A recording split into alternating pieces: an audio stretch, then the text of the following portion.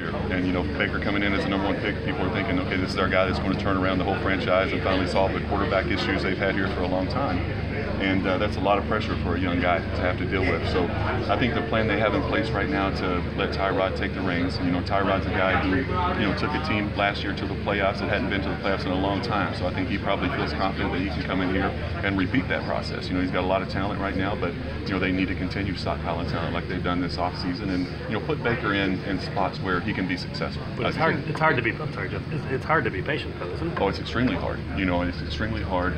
The plan for me, was to sit behind Ty Detmer, and that lasted about a half of football. The first game, and they threw me in, and certainly we weren't ready as a team. I wasn't ready, but I was in there starting. So I think you always have a plan in place, and the plan they have here is to to start Tyrod and those things. But if he's not playing up to expectations, they're not winning football games.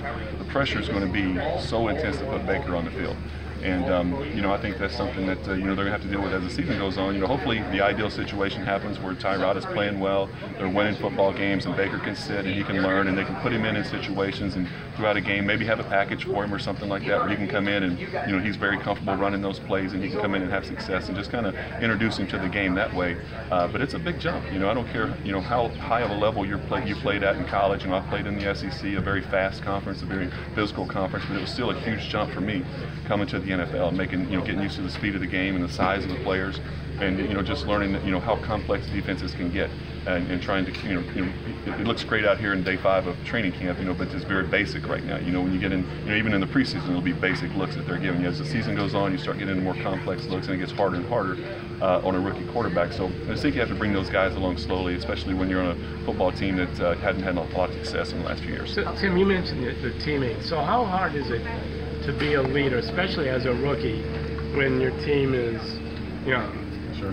when you're not winning? How can you say, "Come on, guys, follow me"? Yeah, well, it's extremely hard. I think the only way to really become a leader is to have success and make guys follow you that way. They see you at practice every day, and just watching Baker yesterday, he seems so comfortable with the offense. Just the way he's picked things up, and you can tell a young quarterback when you watch his eyes and his feet. Is his eyes in the right place? Is he shuffling? Is his footwork going crazy in the pocket? Is he confused? Does it look like he's confused? And Baker yesterday was dropping back, putting his foot in the ground and throwing the football. That tells me that he knows exactly where he's going with the ball, and it's coming out on time, and it's accurate, and he's got a lot stronger arm than I thought he had. Tim, just watching him on TV, I hadn't seen him in person until yesterday.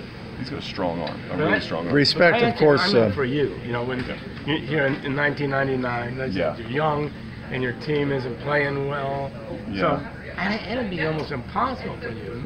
Your line wasn't very good. Right. Well, it's hard. It is hard. And for me, that year in '99, what I tried to do was just I wanted to be just one of the guys. I didn't want to come in as the #1 pick and think I was, I deserved everything. They just should hand it to me. I wanted to earn everything, and and I wanted to play with toughness. I did get beat up a lot that year. I think I got sacked 56 times or so in 15 starts. But my thing was I'd continue to get up. I wanted to show the guys, I know we're struggling. We're not a very good football team, but I'm in this thing with all you guys. So when I got hit, I'd get up and I'd go back to huddle, and I don't think I could. You guys ever remember an interview where I blamed the offensive line? No, no. No. So that's one thing I really try to do is, I wanted to put it all on me. I know the quarterback gets a lot of the blame when a team loses, and I wanted to stand up and accept that blame, even if it wasn't all my fault. And but I think that's part of your job as a quarterback, and I think guys respect you that way. Respect, of course. Respect for all of the points you make about why it could be wise to keep Mayfield on the bench, but you have Russell Wilson, you had Carson Wentz, and other examples of real high picks who played right away, and it wound up being we're working out real well. Absolutely. What about the flip side? If for some reason he did wind up on the field, of course they're not doing that, but what would he have to keep in mind if he did wind up on the field? There's a lot of examples. Ben Roethlisberger came in as a rookie and really played well. I think it all depends on what type of team you have around that young quarterback. If you have a veteran team with a lot of pieces in place that he can go out and have success, then certainly a young quarterback can be successful in this league. Cam Newton, another guy, walked right in as the #1 pick and played well as a rookie. It just all depends on the situation. In the NFL, in my opinion, having success as a quarterback is right time, right place. You have to be in the right situation. For so many talented guys that don't have long careers because they were in the wrong situation, and then there's guys that walk into just like a dream situation where they have great coaching and it's stable. They're in the same offense for years and years and years. Look at Tom Brady. He's been in the same offense, and Brett Favre was in the same same offense. Those guys that have that long-term success, they don't have a different offensive coordinator every year. They don't have a new head coach, and they don't have to start over.